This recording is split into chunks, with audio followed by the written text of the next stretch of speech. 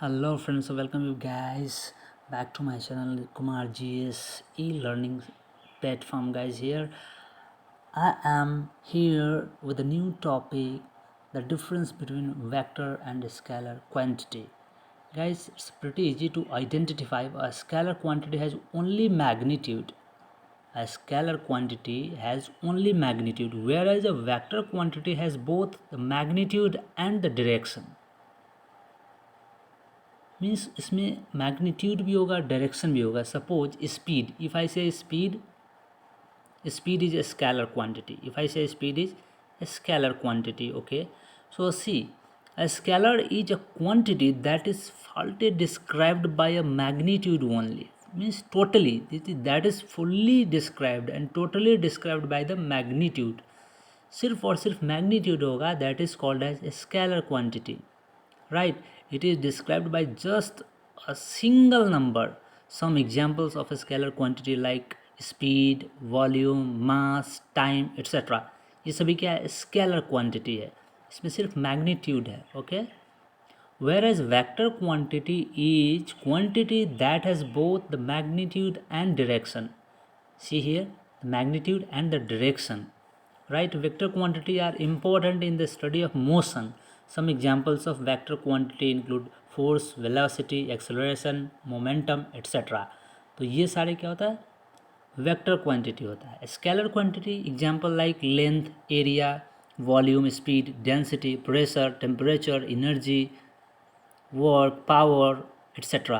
तो ये वॉल्यूम क्या हो गया? ये एक, इसमें वॉल्यूम अगर हम किसी चीज़ का निकालते हैं तो ये सिर्फ क्या दिखलाता है? हमें क्वांटिटी दिखाता है, न कि कोई डायरेक्शन तो नहीं दिखाता है.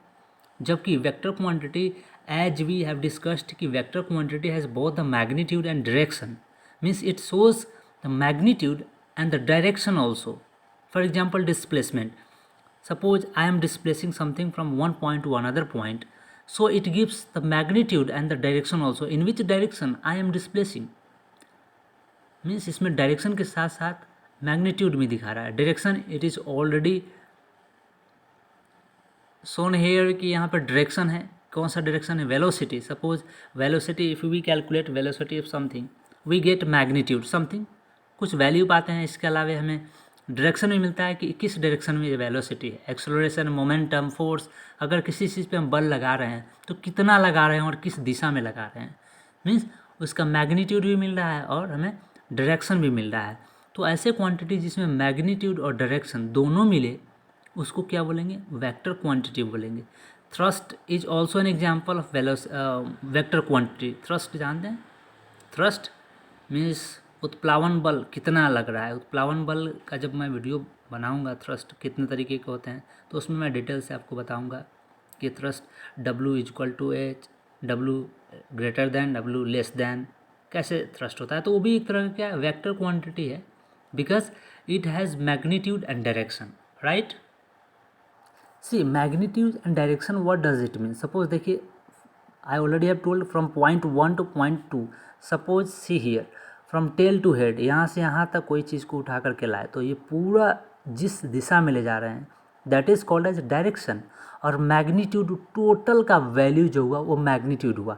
तो इसी से हम डिफाइन करते हैं कि स्केलर क्वांटिटी है या वेक्टर क्वांटिटी है. सपोज स्केलर क्वांटिटी में देखिए मैग्नीट्यूड होता है बट डायरेक्शन नहीं है, जैसे कि मास हो गया, टेम्परेचर हो गया, स्पीड हो गया. जबकि वेक्टर क्वांटिटी में मैग्नीट्यूड भी है, डायरेक्शन भी है, वेलोसिटी हो गया, फोर्स हो गया. Okay, so these are the basic differences between vector and scalar quantity. आसानी से आप पहचान सकते हैं किसी भी क्वांटिटी को. जिसमें सिर्फ मैग्नीट्यूड होगा वो स्केलर क्वांटिटी है, और जिसमें मैग्नीट्यूड और डायरेक्शन दोनों होगा वो वेक्टर क्वांटिटी है. कितना आसान है. How simple this is, isn't it? So I hope you have understood the difference between vector and scalar quantity. Okay guys, I will see you in the next video. Till then, keep studying. Bye bye.